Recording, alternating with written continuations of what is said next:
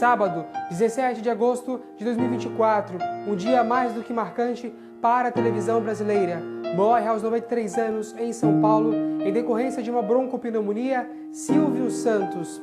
A gente vai, a partir de agora, destrinchar para você, nessa edição especial do JS Notícias, infelizmente, com essa notícia que nós, jornalistas, não gostaríamos de estar aqui à frente, para poder noticiar para você.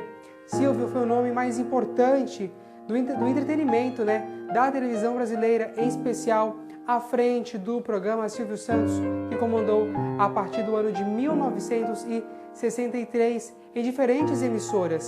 Foi também dono de um conglomerado bilionário, criador de marcas como Jequiti, Telecena, Baú da Felicidade, além do sistema brasileiro de televisão, o conhecido SBT. Em 18 de julho, Silvio foi internado no Hospital Albert Einstein, na capital paulista, para se recuperar da H1N1. Teve alta 2 dias depois. No primeiro dia deste mês de agosto, Silvio voltou ao hospital e agora, recentemente, foi dias atrás, no início deste mês, ele voltou na nota do SBT, a princípio, que ele foi fazer um exame de imagem, e acabou ficando até o dia de hoje, quando veio essa triste notícia, infelizmente.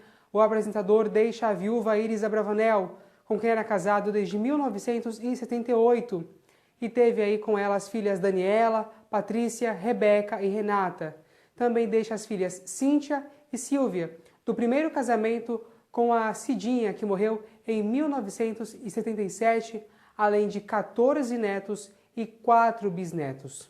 E ao longo dessa edição especial, o nosso JS vai te mostrando aí os principais pontos, desse enorme, incrível, grandioso apresentador de televisão que foi Silvio Santos aqui para o nosso país, Um fantástico criador de vários hits, Porque se tornou bordões aí que foram utilizados por diversas pessoas, serão utilizados por diversas pessoas também no futuro. Porque uma coisa que eu vi hoje, durante essa despedida de Silvio Santos e várias entrevistas que acabaram saindo na mídia, uma fala para mim que foi sensacional do Raul Gil. Nós perdemos o Senhor Abravanel, mas o Silvio Santos não. Esse existirá para sempre. Silvio Santos será eterno. Então, falando um pouco agora sobre o nome verdadeiro dele, Senhor Abravanel, Silvio Santos nasceu em 12 de dezembro de 1930, natural do bairro da Lapa, no Rio de Janeiro. Ele tinha outros 5 irmãos. Ainda criança, era apaixonado por cinema. Ele e seu irmão iam com frequência nas sessões na Cinelândia. Na década de 40, Silvio começou a trabalhar como camelô pelas ruas do Rio de Janeiro. A ideia veio durante as eleições de 1946, quando ele começou a vender capas para título de eleitor e também canetas. E aí, mesmo com os trabalhos na rua, Silvio Santos continuou estudando e se formou em contabilidade. Mas a comunicação sempre foi um traço forte do então vendedor de camelô pelas ruas do Rio de Janeiro. Para chamar a atenção das pessoas, ele aprendeu a fazer truques com moedas e também baralhos. Foi o diretor de fiscalização da Prefeitura do Rio que fez com que Silvio entrasse para o mundo da comunicação, quando ele entregou para o Silvio um cartão, falando para que o Silvio procurasse aquela pessoa, que estava o nome e o telefone no cartão, que era um amigo do fiscal. O Silvio fez ali a entrevista para o rádio, passou em primeiraço nessa entrevista, e ali ele começou a dar os primeiros passos, mas ele se recuou, porque viu que o que ele ganhava no camelô era mais do que ganhava na rádio, mas ainda assim manteve o trabalho no rádio. Ele ficou intercalando os 2 trabalhos e aí, à época, ele tentou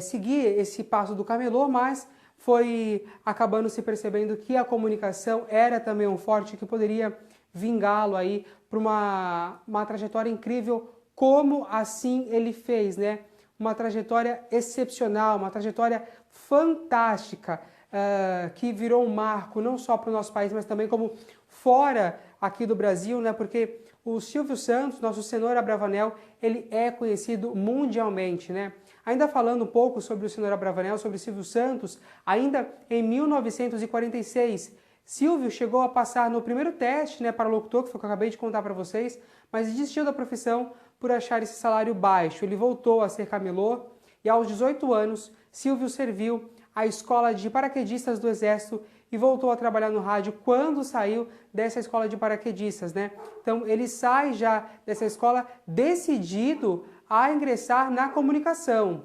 E foi na comunicação que o Silvio trilhou então esse caminho, né, extremamente fantástico, né, que fez parte da vida de várias pessoas, não só do outro lado da televisão, mas as diversas pessoas que ele conseguiu descobrir ao longo desses anos pelas várias emissoras que Silvio passou. Mais tarde, ele conseguiu um emprego em uma emissora de Niterói.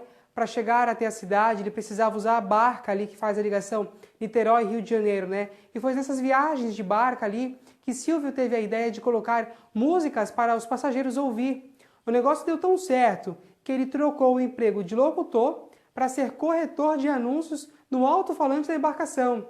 Silvio Santos se mudou para São Paulo em 1950, depois de fazer um passeio pela cidade. Naquela época, ele encontrou um antigo colega de rádio do Rio e resolveu fazer um teste para locutor na emissora paulista, em uma emissora ali de São Paulo, né? Acabou sendo aprovado pelo talento enorme, né, que dali já tinha. Em 1954, Silvio assinou com a Rádio Nacional e criou uma revista com passatempos, né, para complementar a renda. Então, ele fez de uma laranja, né, um suco enorme, né, já para começar ali a transformar a vida, para ver como desde cedo ele já era um homem visionário, né, um homem de negócios. E aí, após assinar com essa rádio, ele fez todos os primeiros caminhos, né, foi galgando os caminhos dele em São Paulo, aqui na capital paulista. Ele também passou a fazer shows em circos como animador e acabou